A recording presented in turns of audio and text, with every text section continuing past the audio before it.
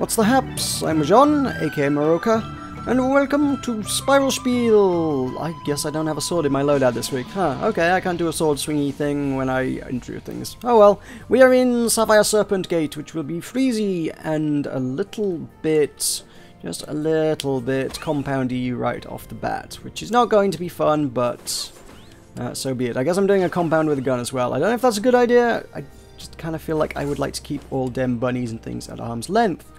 Yeah, let's keep things away from me. Nasty things. You are also nasty things. I don't have any shadow weapons. Ooh, I can do that to them. That's fine. Anyway, let us talk some Spiral Knights news. Yeah, because that's how we typically start things off around here.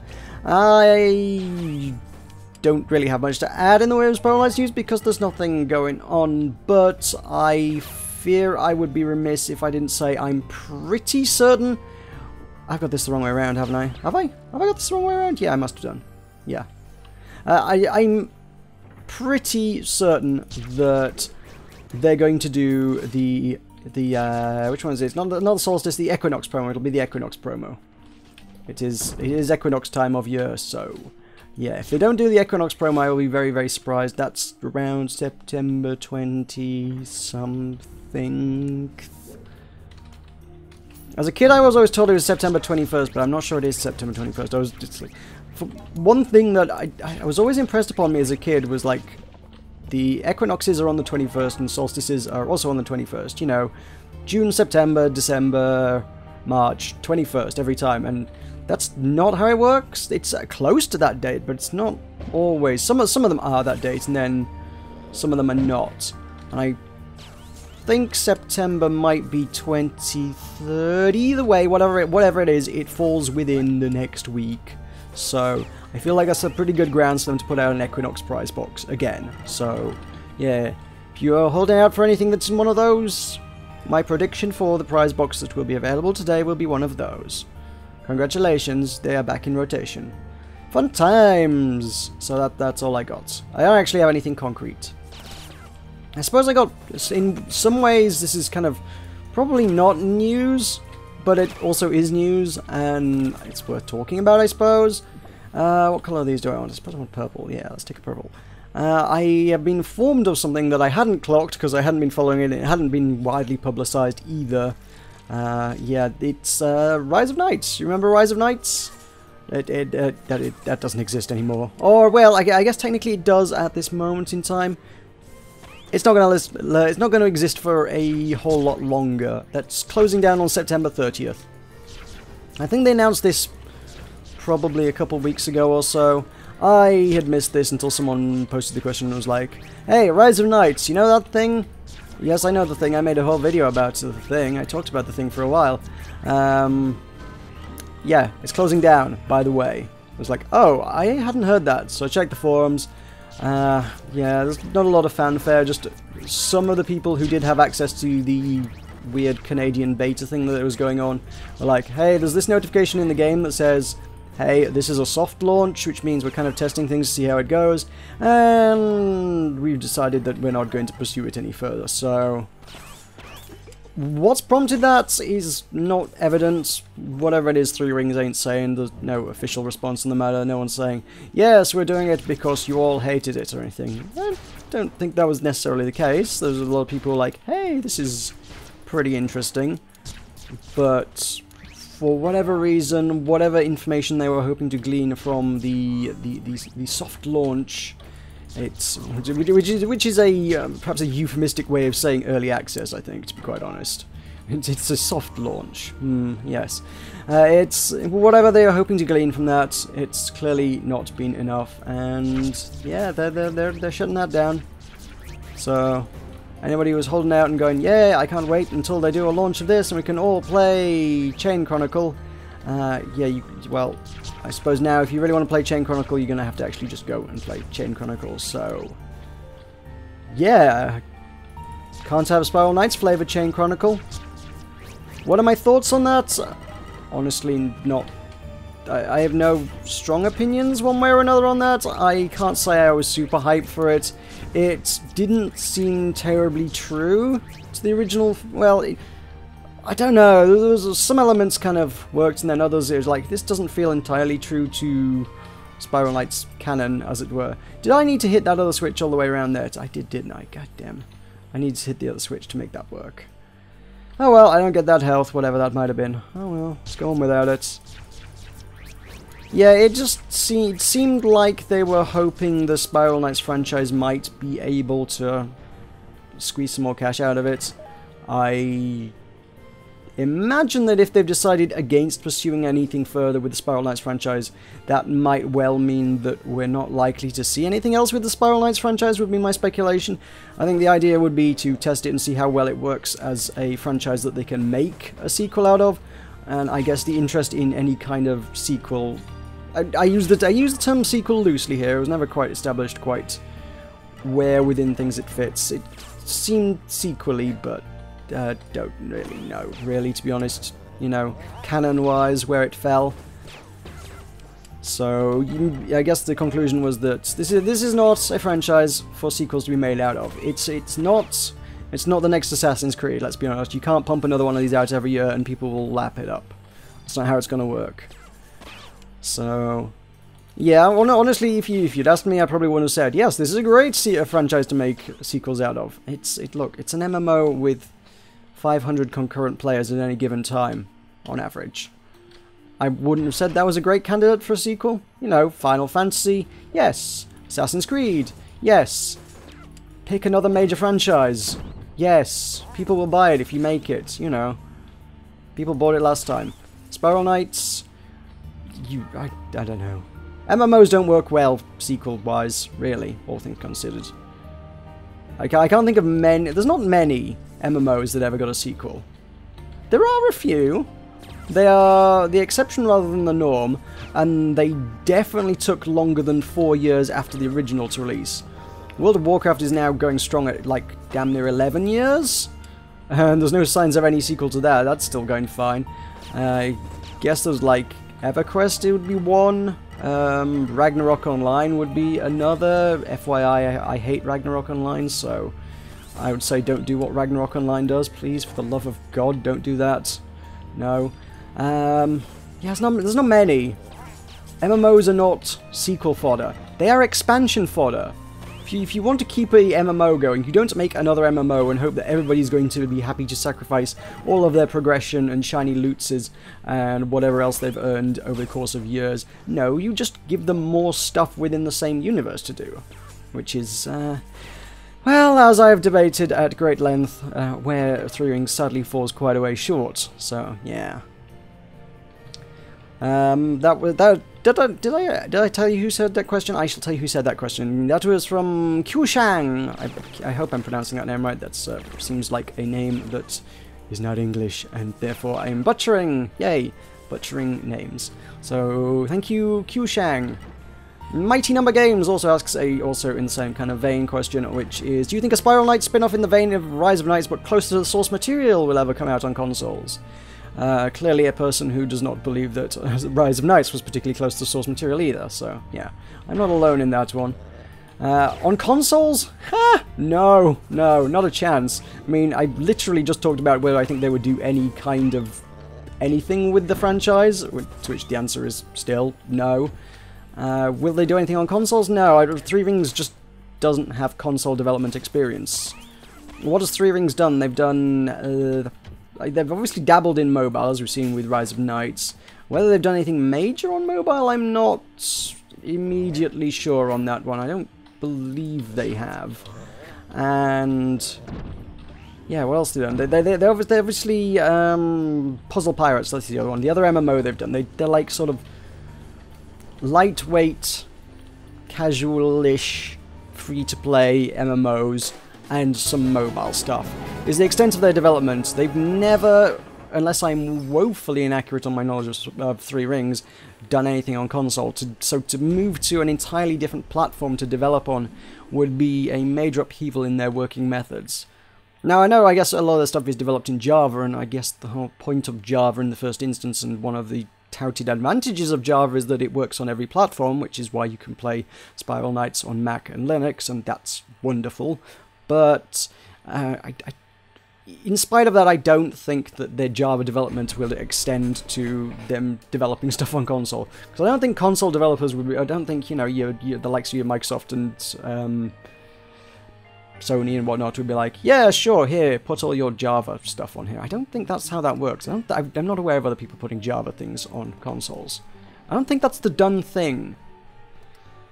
So they've got no real experience with that market, they've got no real experience developing on that platform in those kind of languages, and what am I looking for? That was jelly, wasn't it? So I want jelly. Yeah. Also, again, their core strength, their expertise, their history and development is free-to-play stuff, and free-to-play is really, really new to consoles. I suppose in one way you could argue that would be a strength in that they could be like, you know, pioneering things, spearheading the charge, being new to free-to-play on console. But at the same time, they are still woefully outdated and kind of set in the wrong region, I feel, for their free-to-play business methods. Again, I've talked about this in depth recently, but I do feel their monetization is... Like, when they first started it, this monetization method was great, innovative, new, refreshing. It was like, oh my god, nobody's ever done this before, because we hadn't seen much like it. 4 years on, it's what everybody is doing. This is the standard, this is the norm, except nobody else... Everybody else does it better, in fact. That's where I want to go with that. Everybody else is just kind of doing it better now. Except for stuff that has clearly come from kind of an Eastern origin. You kind of your Korean developed stuff. They often tend to have a lot of similar kind of mechanics in them.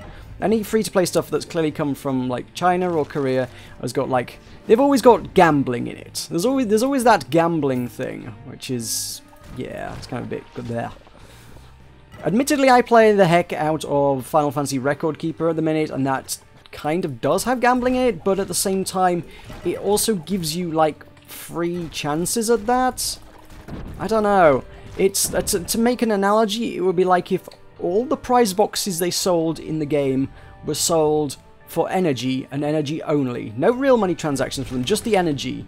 And the energy can obviously be bought if you want to buy lots of prize boxes, but also there was a legit in-game mechanic for earning energy which didn't involve just straight up buying it from another player, because ultimately that means that somebody somewhere has had to make that transaction.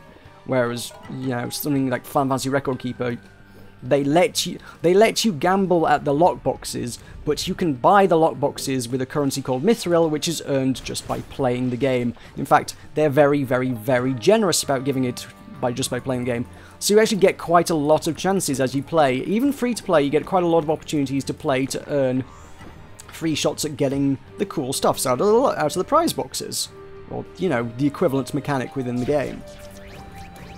I feel like Spiral Knights could do that. I don't know. Maybe not rip off that mechanic, you know, wholesale, but there are better ways to do the free-to-play thing than Spiral Knights is doing. They're kind of behind the times. They are. They really are. And they could embrace free-to-play and do it well on console. They could do that. It just doesn't seem likely. Like I say, especially given the sort of the development roadblocks and hurdles that would be involved with that, they just have to bring on...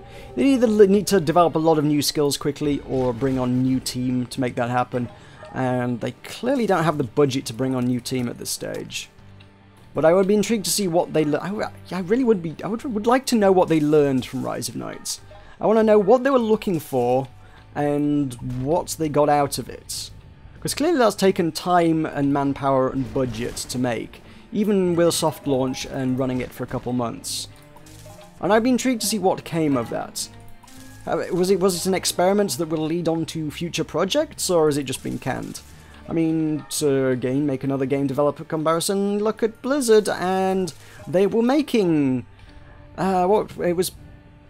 Project Titan, was it? Titan, was it? I think it was called? It was always kind of very grey, kind of murky news that only ever... It was mostly, like, leaked through the means of basically job listings. Every time Blizzard was advertising for a job over like the course of about 10 years, they were like, hey, we're looking for developers to work on an untitled next-gen MMO project. We want people with MMO development experience. And obviously the likes of your Kotaku and whatever were like, yeah, Blizzard apparently working on some next-gen MMO, and then they canned it, and were like, yeah, we never announced this, but we've canned it. And then Kotaku and everyone was like, oh my god, they canned the project. We didn't even know, hadn't even officially announced it, and they've canned it. It was like, yeah, that's why they didn't announce it, because they weren't happy it was going to be done. And that is now Overwatch, or at least elements of that became Overwatch. So it's interesting to see how failed projects can become something else. It would be intriguing to see if Three Rings are going to take elements of what was Rise of Knights and use that to further develop and learn from what they've worked on and use it to develop a future project. So yeah, it's not all doom and gloom when the project fails. It could go somewhere else. Could be something interesting. But yeah, original question: anything Spiral Knights canon, close to source material on consoles? Not on your life. I would not bet any money on that. Not a chance. You go to the bookies, you're taking very, very, very long odds on that. It's not a favourite. Not a favourite to win, that one. I wouldn't. No, just don't. Don't go gambling. You have better odds of pulling the wings out of a lockbox, to be fair. You have much better chances. I have a question from a name that I didn't note down. Nuts. That was well copy-pasted from me. I think I still have the tab open in my browser window, so I'm going to click over to that. That would be from... Who we got? Looking at the things. Drathuxi says, I would like to hear your opinions on VR and TCGs. VR, I feel like I've talked about this before, but whatever. VR, I've never had a chance to try it, but so my opinion could be subject to change if I ever get a chance to actually try it. But without trying it, I'm kind of cool on it. I'm just like, they've done that before. I know it was never done well before, but it doesn't seem like it's going to be the be-all and end-all. It doesn't seem like a lot of the projects that are currently being developed for it are like some earth-shattering, wow, this is going to revolutionize gaming. They're interesting little diversions, but I don't know, it doesn't seem like people are making anything that's necessarily as engaging. Is engaging the right word here? Engaging as like your standard game. I don't know. It's just a really weird thing. This could be totally subject to change if somebody makes something that really changes things. I don't know. It's hard to define because it's such an emerging area. None of the actual hardware is particularly complete yet, and on top of that, nobody's yet to do anything that I've seen particularly super mind-blowing with the technology that does exist. So both of those kind of combine to sort of make me just like, wait and see. You know what, give it 5 years, give it 10 years, it might be the future, but right now it's so just emerging that it's really hard to pin anything on it. You just can't say, yes, this is going to work. It's like, I'm intrigued to see whether it works, but it ain't finished yet, and it's been taking a while. I mean, Oculus is really, yeah. There's that. When was the Kickstarter for the Oculus? Man, that's been doing the rounds for a while now. As everybody observed at E3 this year, there are now many competitors to Oculus, and what am I after here? I want my Paladin loadout, don't I? There are now many competitors to the Oculus, and frankly, at E3, nobody was talking about the Oculus. Nobody cares about the Oculus anymore. The Oculus has taken so long to be developed that nobody cares about it anymore. Pretty much. That's you know, not... I don't mean that in, like, universal terms. There is not a single person on this planet that cares about the Oculus, but the press don't talk it. The press are going like, oh my god, look at the things that everybody else is doing. Look at what Sony's doing with VR. Oh my god, look at what Valve are doing with VR. Oh my god, look at whatever there are other ones that elude me at this moment in time, but there are other VRs, and everybody's like, oh, this is really interesting, oh, this is really unique, this is really innovative, this is different to what Oculus did, and this could be the future. And everybody's talking about that, and Oculus is still kind of plugging away, they're iterating on their development kits. It's not finished, but they're still iterating, and every time a new iteration comes out, people are like, oh, well, this is better than the last one. But that's about all you get. People are like, oh, that's an improvement. Last time I put on the Oculus, I threw up everywhere because it was so nauseating. This time it didn't make me want to throw up everywhere. I was like, great, well, I suppose that's it. That is an important feature of your product. Yes, I'll grant you that. So, yeah, taking steps forward in that regard. But,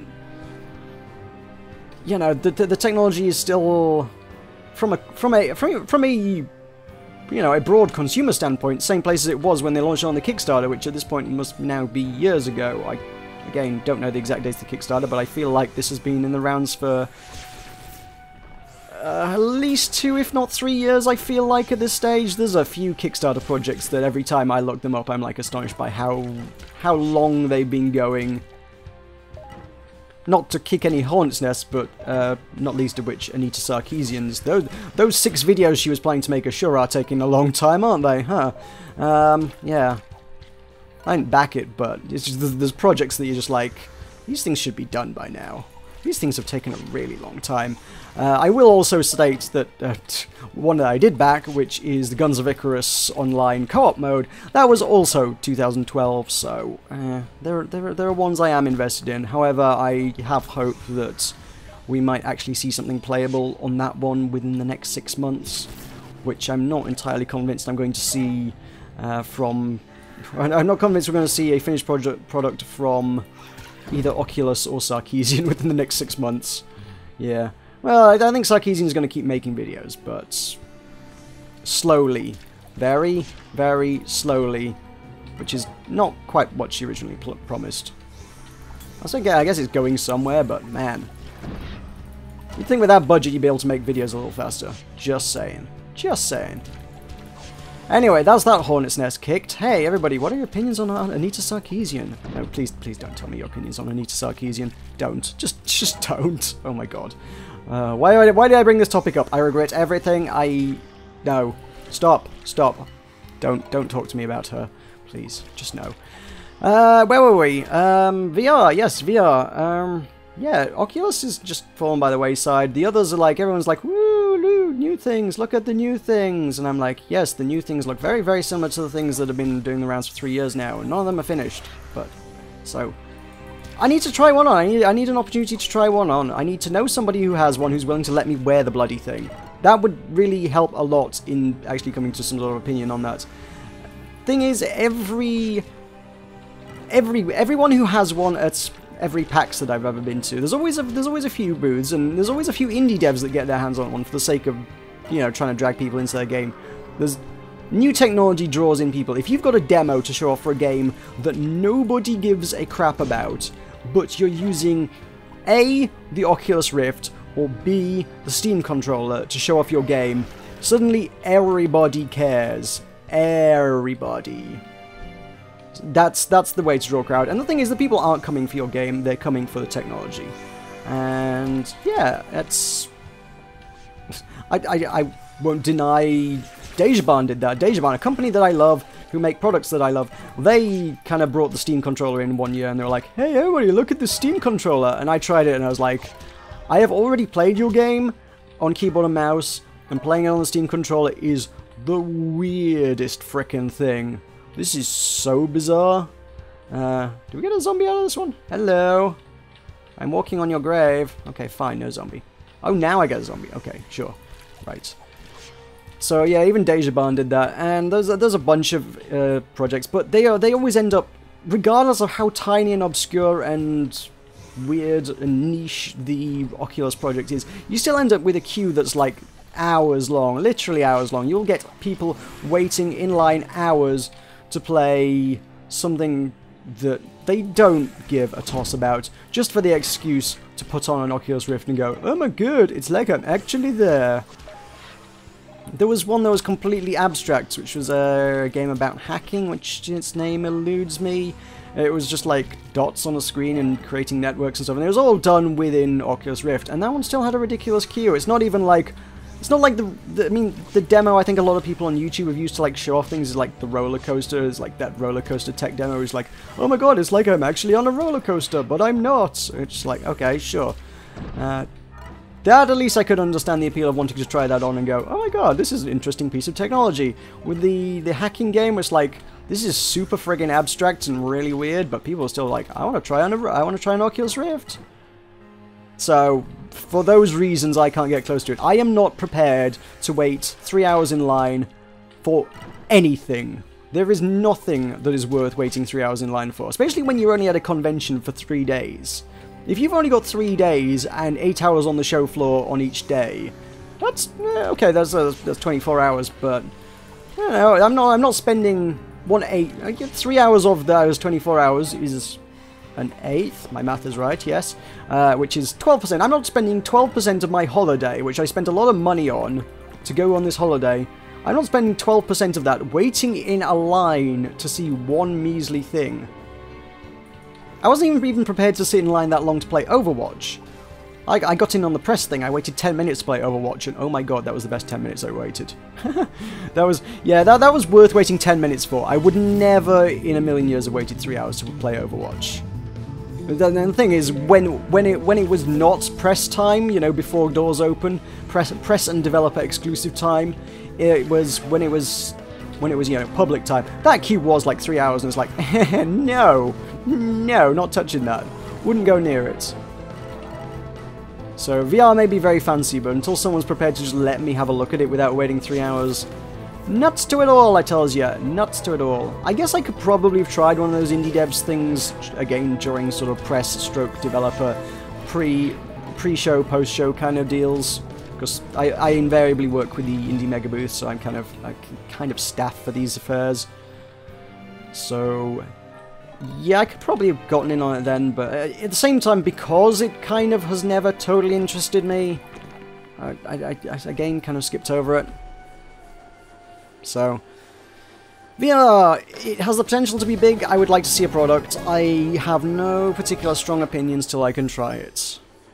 TCGs, let's talk TCGs, I suppose. Have I ever played a TCG? I have played CCGs. I don't know if I've ever played a TCG. Oh, Pokemon. Yeah, Pokemon trading card game. That would literally be the only TCG I ever played. Because that was, when I was at school, that was the thing. That was what all the cool kids were doing. It was Pokemans. Yeah, Pokemans, the TCG. You gotta trade them Pokemans. And... oh, I brought the wrong equipment for this floor. Nuts. This is gonna end well. Oh, dear. I have a feeling oh, how old would I have been when I was that? I would have been 13, I think, when Pokemon's the TCG was a thing, and I'm pretty sure my interest in that kind of fizzled out when I tried getting in on some online thing, and I got ripped off by some skeevy dude online who just, yeah, didn't send the cards, and it was like, okay. So that was that. Yeah, with a limited set of people in school and stuff. I mean, yeah, the people were into it, but you know, there's only so much you can do as kids. Kids don't have a lot of disposable income to spend on like TCGs and stuff, so people don't have that many interesting cards, which is why you kind of turn to online trading and stuff. And oh boy, that was a hornet's nest 13-year-old me should not have been looking into. Jeez, that was yeah, no, that was a good way to put you off TCGs. Hearthstone is the closest thing to anything of the sort I've played in a long time, and even then I'm not big into it. I'll do it with Tulkas when it's like the crazy random tavern brawl things that they do, and it's like, hey, here, every single card's random, or portals, all the cards are portals, every card is a portal. It's like, that's fun, I like that, I dig that. The actual mechanics of progressing in that game are kinda grindy. Actually, they're very grindy. I keep attributing this quote to Alzarath because I think it is because he knows his card games. He is the card game man. That is his jam. If you want to know about card games, you go subscribe to Alzarath, by the way. I will happily recommend him on that score. Man knows his stuff. I'm going to throw down a shield because I want to just stab these guys now. I just need to get these guys stabbed. Yeah! Strats, yo! Strats. And now I'm dead. Yay! My strats worked. Hey, I got the healers. That's all that counts, right? So yeah, Alzarath, I think, kind of did the numbers, and he was like, comparing it to every other CCG, TCG kind of thing. It's just the amount of work you need to put in. I think the main one he compared to was like Magic the Gathering, which has always traditionally been touted as being like a silly expensive thing. It's like, compared to the amount of work you have to put in to get cards in the Magic the Gathering games, you either have to pay more or work far harder in Hearthstone to get anything close to like the same amount of content. So, coming from the professional, it's apparently not a good one, but it's just a very polished, it's a very well executed game. It looks good, it's a lot of fun. It would be nice if it didn't take forever and a day to progress. But I guess they want you to part with your money, which is always the way. And I ain't got that kind of disposable income. Okay, I guess I do a little bit now that I have a job, but I don't want to part with that kind of disposable income on just card packs. That just doesn't seem like good value to me. It's not really my jam. I'll take the free stuff, but I'm just trying to progress on the free stuff alone. That's a laborious task, and it's like, okay, great, I got a card pack. I'll keep playing lots of games every day to get like 5 wins with one class in order to get a few points, which gets me half a card pack. I don't know. I ain't got the time. I don't want to invest that much amount of time in order to making progression in the game. And yeah, I ain't gonna drop the money on it either. Am I missing something? I'm missing a room. I've missed a room. I don't want to unlock that door yet. So yeah, that's my CCG experience. I don't dislike Hearthstone, but yeah, I really have no experience with much else. It's not a genre that's ever really grabbed me. It's one of those genres that I'm like, that's not me. That's not me. That is an Alzarath genre. That is not a Meroka genre. I need to heal up and kill that healer. God damn it, there's a healer in the corner. Oh god, I used the wrong ability. Oh god, this is not going to end well for me unless I eat a pill. Eat a pill, eat a pill, eat a pill, eat a pill, eat a pill. I don't know how I get in there now. There are 2 of them. How do I do this, guys? Uh-oh. My sprite's on cooldown because I was a derp of a fool. God damn. Let's get the key out of here, if nothing else. Alright, no. You know what? Maybe I just leave you guys. Is that what I do? I leave you guys. I take the key, I run like crazy, I steal the loot, and then we get out of here. I think that seems like a strat that could work. Now, I've run past the half-hour mark, so I'm going to leave that. I will probably leave it here after this floor anyway, so...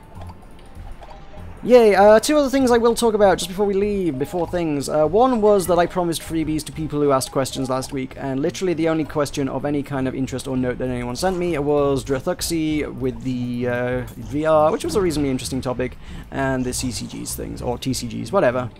CGs. Card games. Let's just broadly categorize them under the same brush, yeah, as CGs. All the CGs. So I guess Drathuxi wins that one. So Drathuxi, I will send you a key through the YouTube messaging systems. As wonderful as it is probably the best way I have to get in touch with you. And I will send you Rus. I don't know how you pronounce it. Whatever. It's a good game. You should play it. I'm going to send you it, and you can play it. And yeah, because you all didn't send me many questions, nobody wins no prizes other than the Drathuxi. So yeah, that's what happens. If I'm trying to bribe you, you got to at least play along in order to win the bribes. Yeah. So other than that, I have to announce Hopeathlon will be on September 26th, which is the same day as the next Button Mash physical meat space event. You know, if you are in the West Yorkshire area, you should be coming down to the Meat Space event, but if you are not in the West Yorkshire area, you should be going to follow. I can never remember what the full URL is because they use a weird streaming service, but if you go onto Twitter, twitter.com/Hopeathlon, Hopeathlon, Hopeathlon, like a decathlon but with hope. Yes, me and Tulkas and probably Will after we finish the event at like 2 AM GMT, which will be like... I don't know if clocks will have changed by then, so God only knows what time that is. Go and look that one up. There will be more announcements nearer the time, I think, with actual specifics of times on them. But yeah, we'll be doing some streaming, and it should be entertaining. And we'll be raising money for a variety of sort of mental illness-based charities, helping combat depression and suicidal tendencies, and yeah, just doing good in the world. And Hopeathlon will be bringing hope to people who maybe don't feel so great. So you should come watch us and have fun and donate some money to a good cause. Yep, I've been told we need to promote our event more, so I'm promoting this here to you nows. But that is enough promotion for today, because I have talked far long enough, so thank you very much for watching. This has been Spiel. Please do leave some questions and topics and things in the comments. We have a few more episodes left before this season ends, and then I have to decide what spin I want to do on things for Season 4. Or if there will be a Season 4. Dun dun dun! Oh my god, what if I didn't do one? What if that was actually the truth? Who knows? Who even knows what will happen in Season 4 of Spiel? But for Season 3 there are a few episodes left, so I still need your questions and topics and things. So please send them in and I will talk about them and give you a mini shout out in future episodes. If you don't, I'll have to bribe you with more video games, and nobody wants that. So thank you for watching, I've been Meroka, and I will see you next time.